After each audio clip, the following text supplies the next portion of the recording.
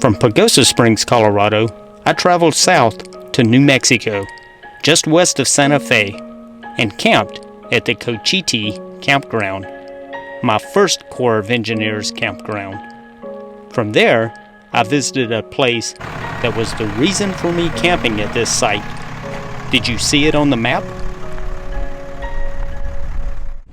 A new day and a new location, and where I'm heading is just up this road. And this is Los Alamos, where the first atomic bomb was developed.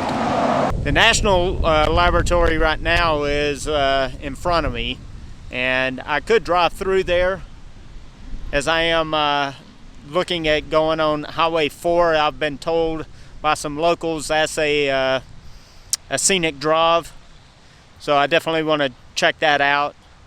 Today's my only day to be here in Los Alamos. This is a small community, and I'm going to walk around a little bit more. I did go to the museum. The museum's very small, and it talks a little bit about the history. Well, it talks about the history of this area before the Manhattan Project and all the scientists came in.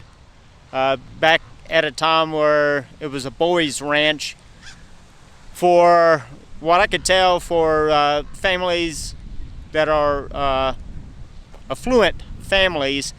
They could send their boys here to get education and also be out into the wildlife. A few years ago, I read the fascinating book, The Making of the Atomic Bomb by Richard Rhodes, and I wanted to visit this historic site.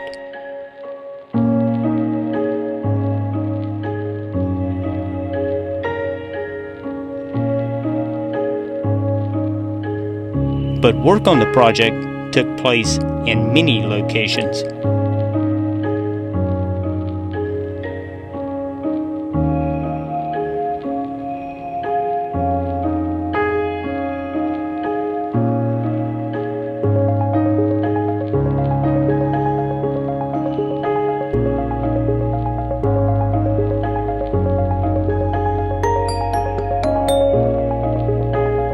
The wartime Los Alamos Laboratory, Project Y, was originally designed for about 100 scientists, engineers, and technicians.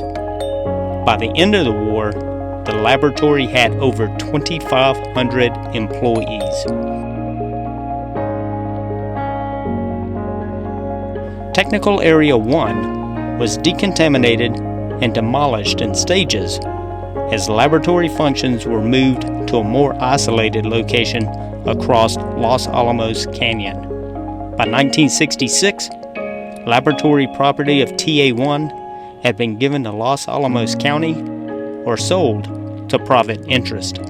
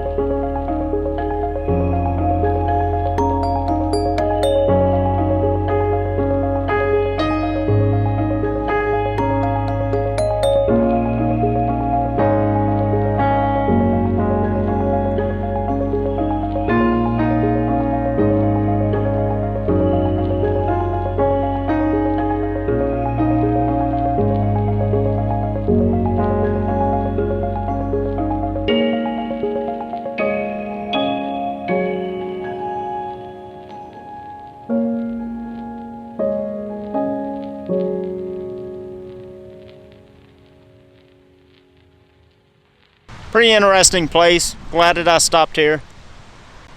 And then I'm going to head south to Holloman Air Force Base. That's where I'm going to be camping next when I leave tomorrow. And there I'll go to White Sands National Park. So currently I'm at Bandelier National Monument, and it's a short drive from Los Alamos. and it's on Highway 4, which is a scenic route. I made it just in time before the store closed. The store here closes at 5 o'clock, but the visitor center with the park rangers, that closes at 4:30. And you want to get here before 5 o'clock. Now the park itself closes, is open from dawn to dusk, but Bandelier National Monument is famous for their cave dwellings, and there's a 1.4 mile trail, and it appears to be a paved trail out to those dwellings.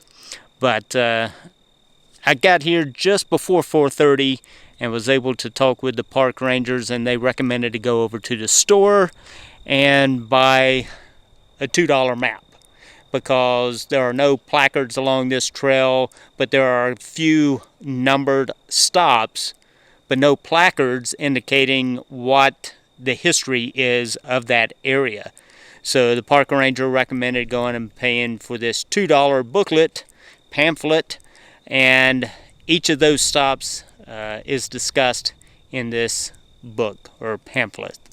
So, or guide. So anyway, we're going to take this 1.4 mile trail, and we're going to go out. As I came in, the entrance is above this rim, and we're actually in the valley of these two ridges. So when I leave out, I'll actually go up, and hopefully there's enough daylight for me to be able to get the canyon overlook view. I went right past it because I was trying to get to the store before they closed.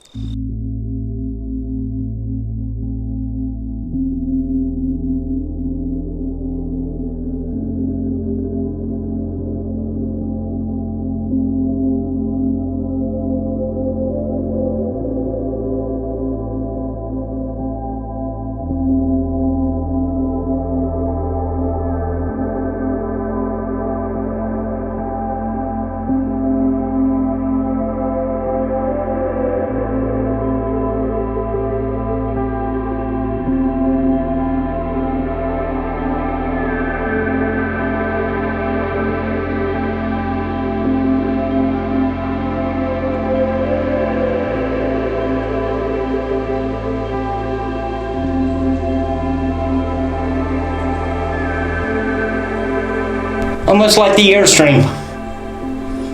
Not really. But what a view. And this cave here has multiple rooms. So if you've got a family of, I don't know, 3 or 4 or 5, you got room up here. Only $1.4 million. 50 square foot. Unfortunately, not for sale. Some nice views though.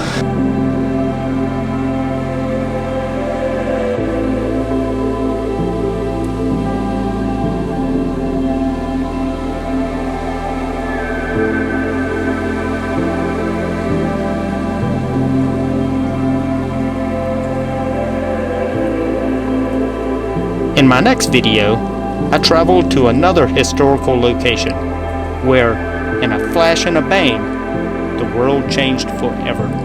If you like this video, give me a thumbs up, and if you have not subscribed, please do so, and tell a friend. And I always enjoy reading your comments.